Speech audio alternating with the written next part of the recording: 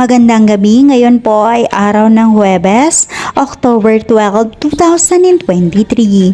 At narito na po ang resulta ng ating 9pm PCSO Lotto results today.